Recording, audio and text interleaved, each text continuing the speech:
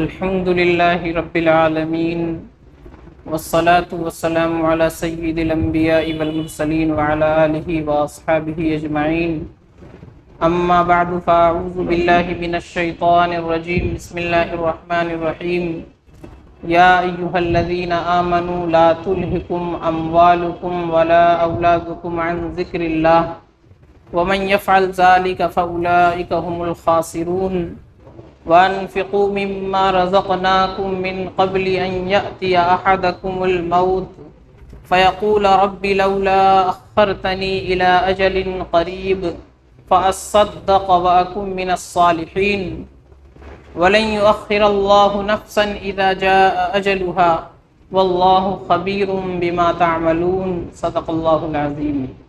سورہ منافقون کا آخری رکوع آپ کے سامنے پڑھا گیا۔ اس رکوع میں اللہ تبارک و تعالی نے ایمان والوں کو مخاطب کر کے فرمایا یا ایھا الذین آمنوا لا تلہکم اموالکم ولا اولادکم عن ذکر اللہ، اے ایمان والو تمہاری دولت اور تمہاری اولاد تمہیں اللہ کے ذکر سے غافل نہ کر دے۔ عام طور پر انسان جو اللہ کی یاد سے غافل ہوتا ہے، اللہ کے حکموں کے خلاف عمل کرتا ہے اور شریعت سے ہٹ کر زندگی گزارتا ہے، اس کی یہ دو وجہ ہوتی ہے۔ یا تو دولت کمانے کے چکر میں وہ شریعت کو بھول جاتا ہے، اللہ کی یاد سے غافل ہو جاتا ہے، یا اپنی اولاد کی خواہشات کو پورا کرنے کے چکر میں وہ غلط راستے پر چل پڑتا ہے۔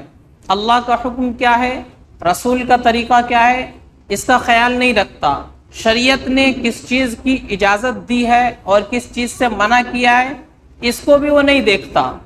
تو دو چیزوں کی وجہ سے انسان اللہ کی یاد سے عام طور پر غافل ہوتا ہے۔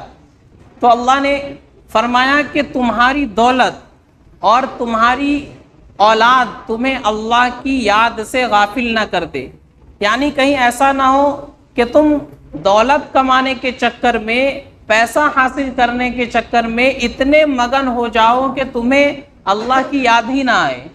اللہ کا حکم کیا ہے، رسول کا طریقہ کیا ہے، اس کو دیکھو ہی نہ، شریعت ہمیں کس چیز کا حکم دے رہی ہے اس کا خیال نہ کرو۔ نماز کا وقت ہو رہا ہے، تمہیں نماز کی فکر نہ ہو، بلکہ دولت کمانی ہے، پیسہ حاصل کرنا ہے، تو دولت کی وجہ سے اللہ کی یاد سے غافل نہ ہو جانا۔ اسی طرح فرمایا تمہاری اولاد تمہیں اللہ کی یاد سے غافل نہ کر دے، یعنی کہیں اولاد کی محبت میں آ کر کے ایسا عمل نہ کرنا جو اللہ کو ناراض کرنے کا سبب ہو، جس سے اللہ کے رسول ناراض ہوتے ہو، جو شریعت کے خلاف کام ہو۔ آج انسان کتنے ہی کام ہیں جو شریعت کے خلاف کر رہا ہے، کس وجہ سے؟ اپنی اولاد کو خوش کرنے کے لیے۔ اولاد ضد کر رہی ہے، اس وجہ سے یہ کام کر رہا ہوں، بیوی ضد کر رہی ہے، اس وجہ سے یہ کام کر رہا ہوں، حالانکہ شریعت میں اس کی اجازت نہیں ہے۔ وہ آدمی بھی جان رہا ہے شریعت اس کی اجازت نہیں دیتی، یہ اللہ کا حکم نہیں ہے، رسول کا طریقہ نہیں ہے، اللہ نے منع کیا، رسول نے اس کو ناپسند فرمایا، اس کو معلوم ہے، لیکن بیوی ضد کر رہی ہے، بچے ضد کر رہے ہیں، اگر نہیں کروں گا تو وہ ناراض ہو جائیں گے، رشتہ دار ناراض ہو جائیں گے، اس وجہ سے میں یہ کام کر رہا ہوں۔ تو اللہ نے فرمایا ایسا نہیں ہونا چاہیے۔ ایک ایمان والے کو اللہ کا حکم دیکھنا چاہیے، رسول کا طریقہ دیکھنا چاہیے، اللہ راضی ہوتے ہیں یا نہیں ہوتے، رسول راضی ہوتے یا نہیں ہوتے، یہ دیکھنا ہے۔ اولاد راضی ہو رہی یا نہیں ہو رہی، بیوی خوش ہے یا نہیں، رشتہ دار خوش ہے یا نہیں، یہ دیکھ کر کے ہم نے اللہ کو ناراض کر دیا۔ تو اللہ فرما رہے ہیں ایسا نہیں ہونا چاہیے۔ آج انسان بہت سے کام ایسے کرتا ہے کہ شریعت نے اس کو منع کیا لیکن بچے ضد کر رہے ہیں، جیسے شادی بیاہ کے موقع پر شریعت نے گانے بجانے کو ہر موقع پر منع فرمایا، شریعت میں اس کی اجازت نہیں ہے، لیکن شادی کے موقع پر گھر میں گانا بجے گا، کیوں؟ بچے ضد کر رہے ہیں، بچوں کی خواہش ہے، شادی کون سا روز ہوتی ہے، تو اس وجہ سے بس لے آئیں، خوشی ہوتی ہے، دل کا ارمان نکل جائے گا، تو اس طرح کی باتیں بنا کر کے شریعت کے خلاف کام کرتے ہیں، بچوں کو خوش کر دیا، بیوی کو خوش کر دیا، رشتہ داروں کو خوش کر دیا، لیکن اللہ کو ناراض کر دیا۔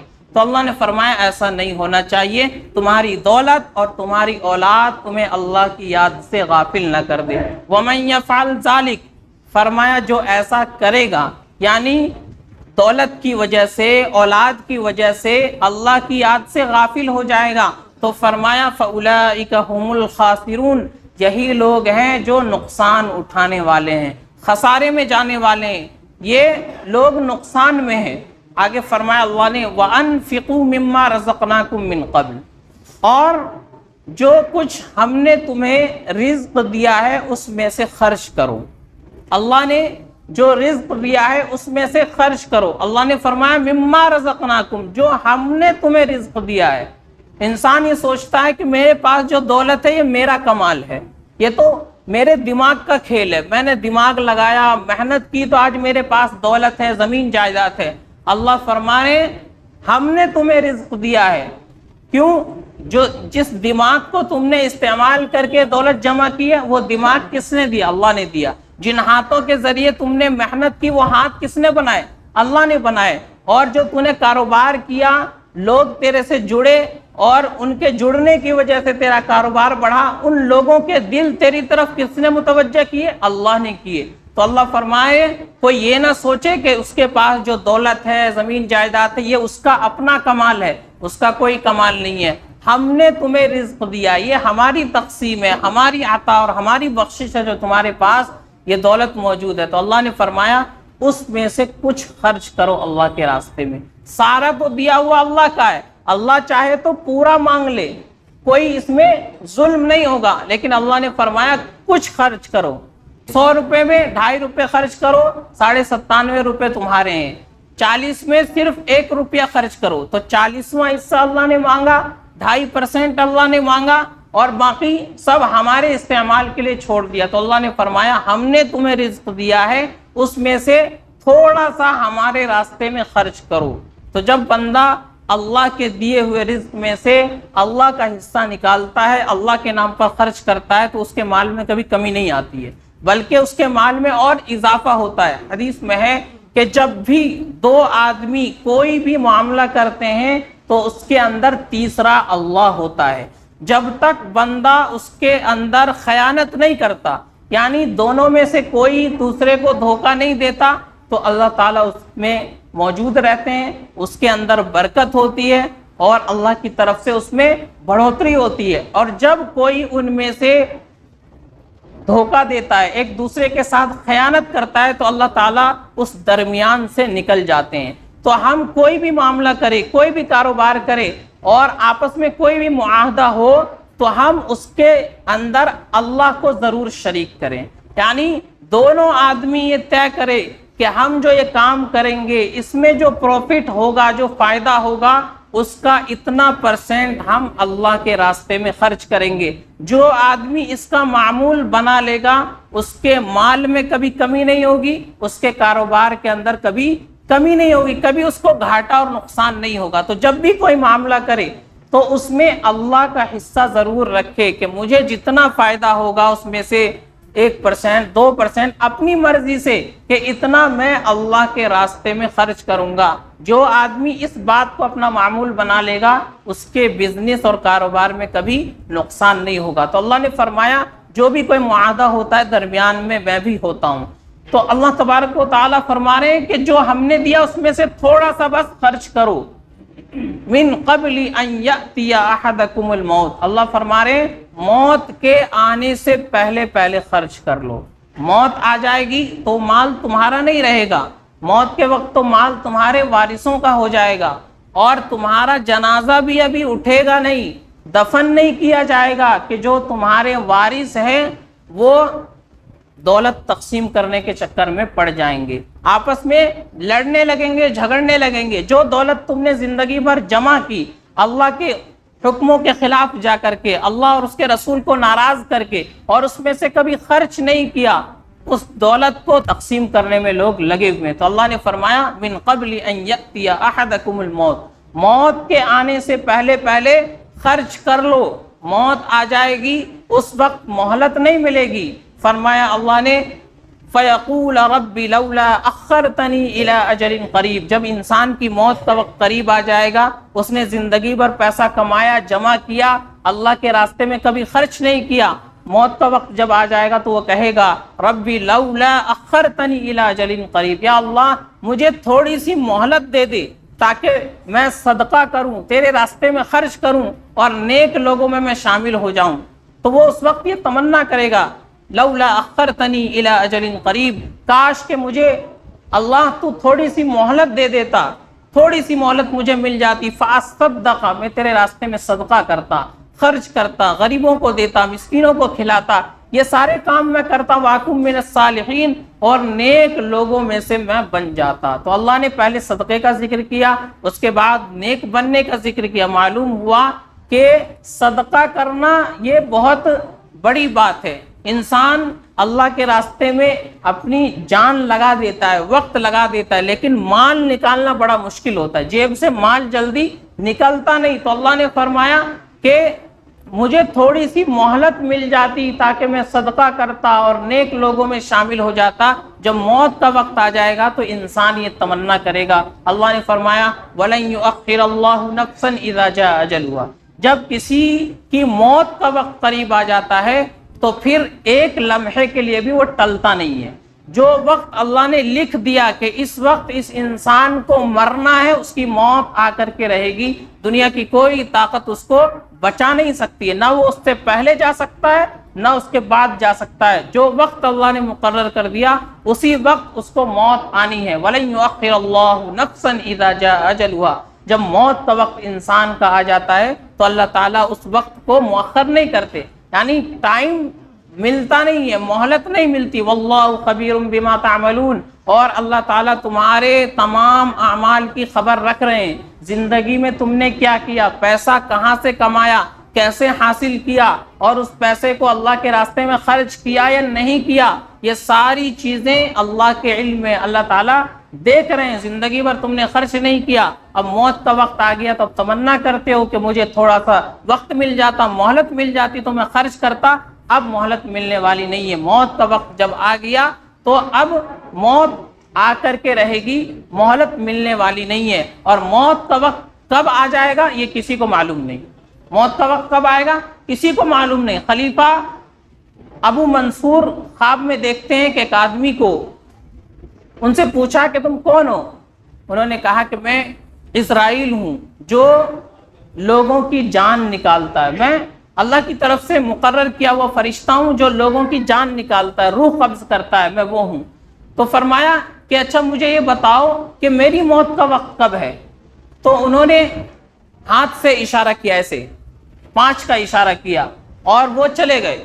صبح کو جب خلیفہ اپنے دربار میں پہنچتے ہیں تو پریشان ہے رات میں کہ 5 سے کیا مطلب تھا۔ تو انہوں نے اپنے دربار کے علماء کو بلایا اور جاننے والوں سے پوچھا کہ اس 5 کا کیا مطلب ہے۔ اپنا خواب بتایا کہ میں نے فرشتے کو دیکھا، ان سے پوچھا کہ میری موت کب آئے گی، انہوں نے ایسے اشارہ کیا اور چلے گئے۔ تو اس کا کیا مطلب ہے؟ کسی نے کہا کہ 5 گھنٹے میں آپ کی موت آئے گی، کسی نے کہا اس کا مطلب ہے 5 دن میں موت آئے گی، کسی نے کہا 5 مہینے، کسی نے کہا 5 سال۔ تو سب نے ایسے اپنے اندازے لگائے۔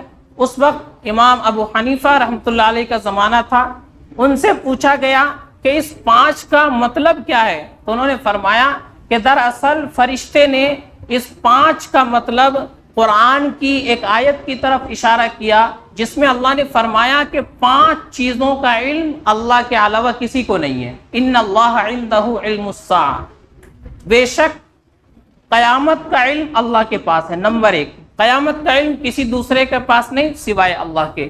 وَيُنَزِّلُ الْغَيْثَ، بارش کہاں ہوگی، کتنی ہوگی، یہ کون جانتا ہے؟ صرف اللہ جانتا ہے۔ دوسری چیز، اس کے بعد تیسری چیز فرمایا وَيَعْلَمُ مَا فِي الْأَرْحَامِ، جو ماں کے پیٹ کے اندر سے کیا پیدا ہوگا، لڑکا ہوگا، لڑکی ہوگی، یہ کسی کو معلوم نہیں سوائے اللہ کے۔ آج تو میڈیکل سائنس بتاتی ہے 4 مہینے کے بعد، اور وہ بھی کبھی کبھی غلط ہو جاتا ہے، لیکن اللہ تعالیٰ پہلے سے جانتے ہیں کہ اس حمل کے ذریعے لڑکا ہونے والا ہے یا لڑکی ہونے والی ہے۔ تو یہ تیسری چیز ہے، ماں کے پیٹ سے کیا پیدا ہوگا کسی کو معلوم نہیں۔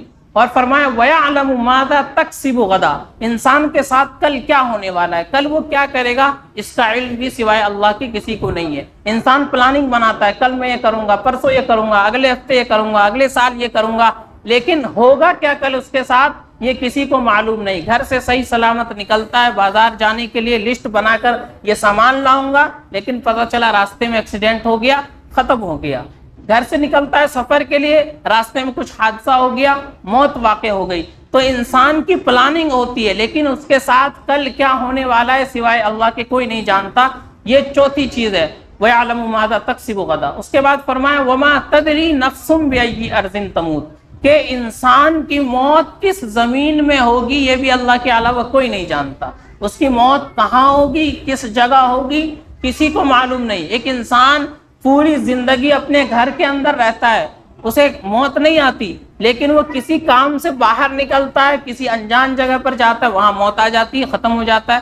ابھی کتنے ہی لوگ حج کرنے کے لیے گئے ہوئے تھے، اللہ نے ان کی موت مکہ کی سرزمین پر رکھی تھی، وہاں پر ہزاروں لوگ مر گئے حج کے درمیان۔ تو پوری زندگی وہ اپنے وطن میں رہے، گھر میں رہے، لیکن اللہ نے ان کی موت وہاں نہیں لکھی تھی، مکہ مکرمہ میں حج کے درمیان ان کی موت لکھی ہوئی تھی، اللہ نے ان کو وہاں پر روح ان کی قبض کر لی گئی۔ تو انسان کس زمین میں مرے گا اس کا کسی کو علم نہیں۔ تو فرمایا کہ وہ جو فرشتے نے 5 کا اشارہ کیا تھا، اس کا مطلب یہ تھا کہ 5 باتوں کا علم کسی کو نہیں ہے، یعنی آپ سے یہ کہا تھا فرشتے نے کہ آپ کی موت کا علم بھی میرے پاس نہیں ہے، کہ آپ کی موت کب آئے گی اللہ کو معلوم ہے، مجھے تو جب اللہ کی طرف سے حکم ملتا ہے میں لوگوں کی روح قبض کر لیتا ہوں۔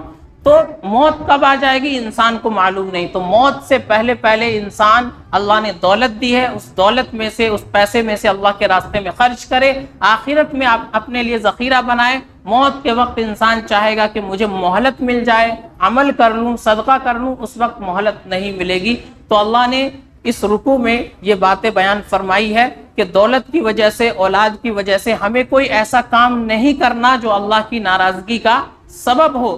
بیوی کہتی ہے، بچے کہتے ہیں، لیکن اللہ کا حکم نہیں ہے تو ہمیں وہ کام نہیں کرنا ہے، چاہے بیوی ناراض ہو، بچے ناراض ہو، رشتہ دار ناراض ہو، ہمیں کام وہ کرنا ہے جس سے اللہ راضی ہوتے ہوں، اللہ کے رسول راضی ہوتے ہوں، اور اللہ نے جو دولت دی ہے اس کو موت آنے سے پہلے خرچ کر دینا ہے۔ انشاءاللہ اس کا بدلہ دنیا میں بھی اللہ عطا فرمائیں گے اور آخرت میں بھی اس کا فائدہ ہمیں نصیب ہوگا۔ اللہ تعالی ہم سب کو عمل سمجھ کی توفیق عطا فرمائے۔ وآخر دعوانا ان الحمد للہ رب العالمین۔